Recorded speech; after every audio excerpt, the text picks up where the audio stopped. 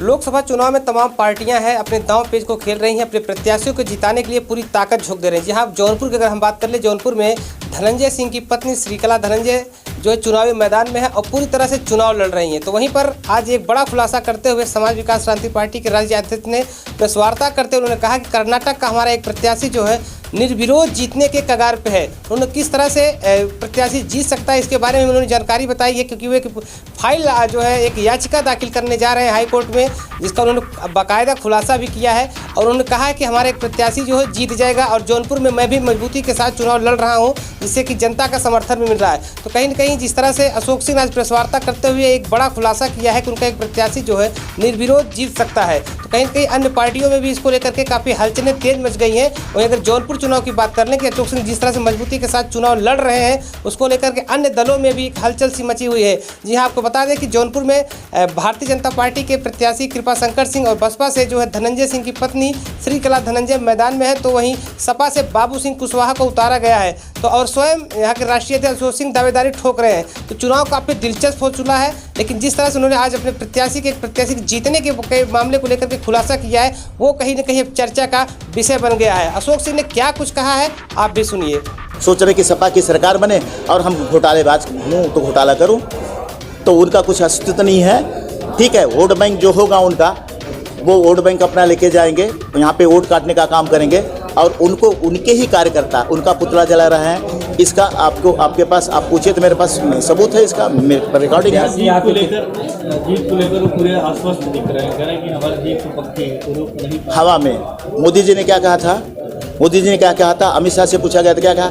14 जब हमारी सरकार 2014 में आएगी तो हम क्या करेंगे कि स्विस बैंक से पैसा लेके आएंगे, गरीब को अमीर बना देंगे, हर आदमी के इंसान के खाते में 14 लाख रुपए होगा। कहाँ गया? अब ये भी बोलते हैं कि जुमला है।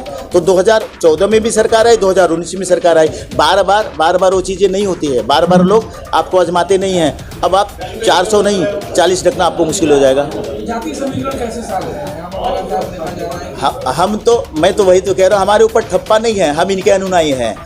भगवान श्री रामचंद्र जी ने हमको सिखाया था कि अगर आप राजा बनने का काम करते हो, अगर आप नेता बनने का काम करते हो, अगर आप अगुवाई करते हो, तो इसमें मत देखो कि अमीर कौन है, गरीब कौन है, किस जाति का, किस धर्म का है। सबरी का बेर खाने का काम भगवान श्री रामचंद्र ने कहा था। मैं क्षत्रिय हूँ, हमारे साथ हर जाति हर समाज के लोग हैं, कोई जाति समीकरण की बात नहीं है।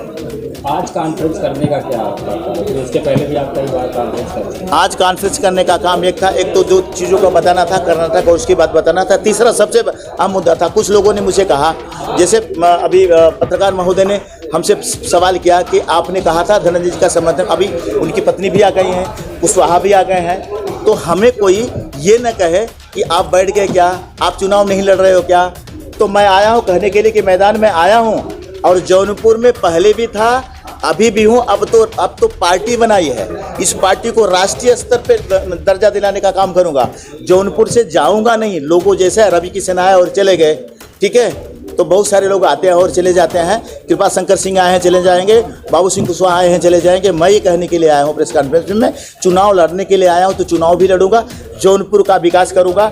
मैं आपको पहले भी कहा था, अभी भी कह रहा हूं कि 100 यूनिट अगर सांसद होता हूं तो बिजली माफ़ करता हूं जौनपुर के लिए।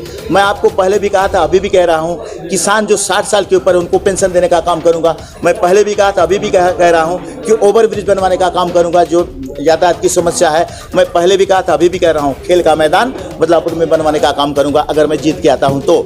और अगर देश में सरकार बनती है हमारी, नहीं इंडिया गठबंधन की सरकार अगर नहीं बन पाई, एनडीए गठबंधन की सरकार नहीं बन पाई, सरकार में आते हो, यही काम पूरे देश में करने का काम करूंगा मैं। अच्छा जी, एक इंटरव्यू में कृपा शंकर सिंह जी ने कहा था कि ये हवा है, सारे लोग हवा हो जाएंगे। जो हवा रहता है, आपने सूरज और पवन की कहानी सुनी है?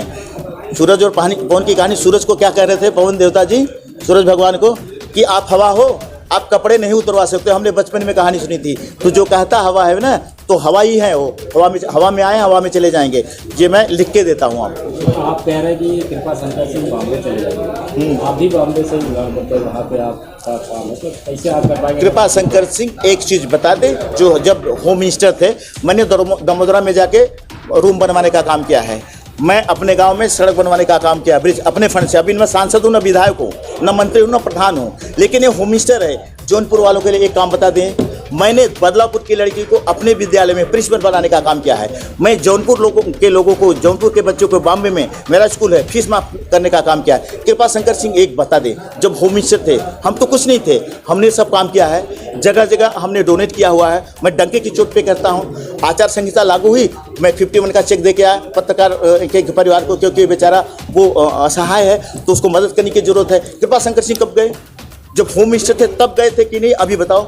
तो मैं चैलेंज करता हूं कृपा शंकर सिंह को कि उन्होंने जौनपुर में आए हैं, बॉम्बे के नाते आए हैं, बॉम्बे के लोगों को लेके आए हैं और उन्हीं को लेके वापस हवाई जहाज से चले जाएंगे। जीतने के बाद क्या आप यहीं पे रहेंगे या फिर आप भी बॉम्बे चले जाएंगे? मैं कोरोना पीरियड में था, जब मैं निर्दल प्रत्याशी था, हार गया था, बुरी तरह हारा था, आपको भी पता है।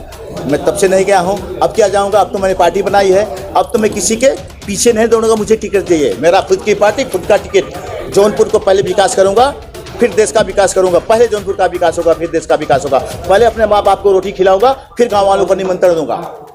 माँ बाप को भूखा रखे गांव वालों को निमंत्रण नहीं दूंगा। पहले जौनपुर का विकास करूंगा, फिर देश का विकास करूंगा, भले राष्ट्रीय अध्यक्ष हूँ। तो ये कितने प्रत्याशी आपके मैदान में अब तक उतारे हैं? 40 हमारे फॉर्म भर रहे हैं। क्योंकि 29 तारीख से नामांकन की है। बिल्कुल, हमने 40 अब तक पूरे देश में उतारे हैं, 100 के पार हम करने के लिए जा रहे हैं और हम 50% प्रत्याशियों को जिताने का काम कर रहे हैं।